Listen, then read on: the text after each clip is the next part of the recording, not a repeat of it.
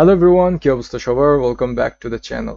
আজকের ভিজুয়ালাইজেশনের জন্য আমরা যেটা দেখবো সেটা হলো আমাদের গেজ চার্ট বা গজ চার্ট। গেজ চার্ট মূলত আমরা তখনই ইউজ করে থাকি যখন আমরা আমাদের কোনো টার্গেট ভ্যালুর সাথে আমাদের প্রেজেন্ট ভ্যালুকে কম্পেয়ার করতে চাচ্ছি।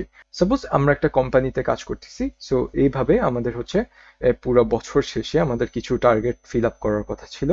এখন আমাদের প্রেজেন্ট ভ্যালুতে আমরা পেলাম একটা, আর আমাদের টার্গেট ভ্যালু হিসেবে ছিল আরেক। তখন আমরা যা করি সেটা হলো আমরা আমাদের প্রেজেন্ট ভ্যালুর সাথে আমাদের টার্গেট ভ্যালুর ম্যাচিংটা কতটুকু হয়েছে সেটা আমরা ইউজুয়ালি আমরা এটাকে চেক করে থাকি। সো এই ধরনের সিচুয়েশনের ক্ষেত্রে আমরা যেটা ইউজ করতে পারি সেটা হলো gauge chart. So gauge chart use করার জন্য ফার্স্ট অফ অল আমরা যেটা করব সেটা হলো ভিজুয়ালাইজেশনে গিয়ে আমরা গেজ চার্টটাতে ক্লিক করব। এখন ক্লিক করার পরে আমাদের এখানে ক্যানভাসটা চলে আসবে। এখন ক্যানভাসটা চলে আসার পরে আমরা এখানে ফিল্ডস হিসেবে দেখব আমাদের এখানে ভ্যালু আছে, আমাদের এখানে মিনিমাম ভ্যালু, ম্যাক্সিমাম ভ্যালু আর টার্গেট ভ্যালু, এই কয়েকটা আমাদের হচ্ছে ইম্পর্টেন্ট জিনিস।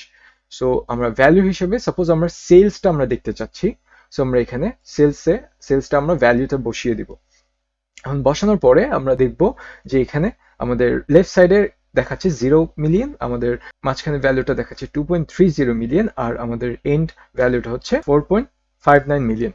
সো আমাদের টোটাল সেলস যেহেতু 2.30 মিলিয়ন, আমাদের গেজ চার্টটা এমনভাবে সেট করা যাতে আমাদের ডাবল ভ্যালুটা আমাদের হাইয়েস্ট পয়েন্ট হিসেবে সিলেক্ট করা থাকে। এটা হচ্ছে আমাদের ডিফল্ট গেজ চার্টের একটা ক্যারেক্টারিস্টিক্স। যেহেতু আমাদের এতটুকু ফিল আপ হয়েছে, এখানে আমরা একটা টার্গেট ভ্যালু চাচ্ছি। সো আমাদের এখানে কলামের ক্ষেত্রে আমাদের যেহেতু একটা টার্গেট ভ্যালু নাই, সো আমরা একটা টার্গেট ভ্যালু ক্রিয়েট করে নিব। অ্যান্ড এই ক্ষেত্রে আমরা হচ্ছে একটা নিউ মেজার ক্রিয়েট করব। অ্যান্ড নিউ মেজার ক্রিয়েট করার জন্য হচ্ছে আমরা এখানে নিউ মেজার্স দিব।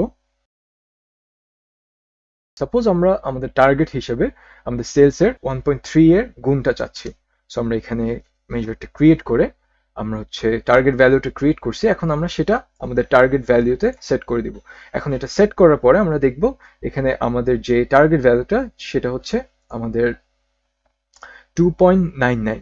সো এই ক্ষেত্রে আমাদের কারেন্ট ভ্যালু হচ্ছে 2.3 মিলিয়ন আর আমাদের টার্গেট ভ্যালু হচ্ছে 2.99। সো এই ক্ষেত্রে আমাদের কিন্তু টার্গেটটা ফিল আপ হয় না। সো এইসব সিচুয়েশন আমরা হচ্ছে গেজ চার্টটা ইউজ করে থাকি যখনই আমরা প্রেজেন্ট ভ্যালুর সাথে কোনো টার্গেট ভ্যালুর কম্প্যারিজন করতে যাব, বা আমাদের টার্গেটটা কতটুকু আমাদের ফিল আপ হয়েছে একটা ভিজুয়াল আকারে জানতে চাবো, তখনই আমরা এই গেজ চার্টটা ইউজ করতে পারি। এখন আমাদের এরকম মেজার্স ক্রিয়েট করার দরকার হচ্ছে না। আমাদের যদি অলরেডি টার্গেট ভ্যালু থাকে তাহলে সেটা আমরা এখানে টার্গেট ভ্যালুতে বসাতে পারি।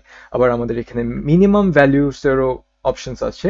আমাদের ক্ষেত্রে যদি কোনো মিনিমাম ভ্যালুস থাকে বা কোনো ম্যাক্সিমাম ভ্যালুস থাকে আমাদের ডেটার মধ্যে, সো আমরা সেটা বসাতে পারি। বাট আমাদের যেহেতু আজকের ভিডিওতে জাস্ট গেজ চার্টটা আসলে কি নিয়ে কথা বলে অ্যান্ড এটা আমরা আসলে কিভাবে অ্যাক্সেস করতে পারি, এখানে আসলে মেইন জিনিসটা আসলে কি সেটা আমরা তুলে ধরার চেষ্টা করতেছি। সো এইটাই হলো আমাদের গেজ চার্ট। আমরা গেজ চার্টটা তখনই ইউজ করতে পারি যখন আমাদের ভিজুয়ালাইজেশনে আমরা কখনো তুলে ধরতে চাচ্ছি যে আমাদের প্রেজেন্ট ভ্যালুর সাথে টার্গেট ভ্যালুর ডিস্টেন্সটা কতটুকু বা আমাদের কতটুকু ফিল আপ হয়েছে। সো আশা করি ভিডিওটি হেল্পফুল ছিল, and if you enjoy this video then do give us a like and share it with your friends. And আজকের জন্য এইটুকুই। আশা করি সবাই ভালো থাকবেন। Thank you.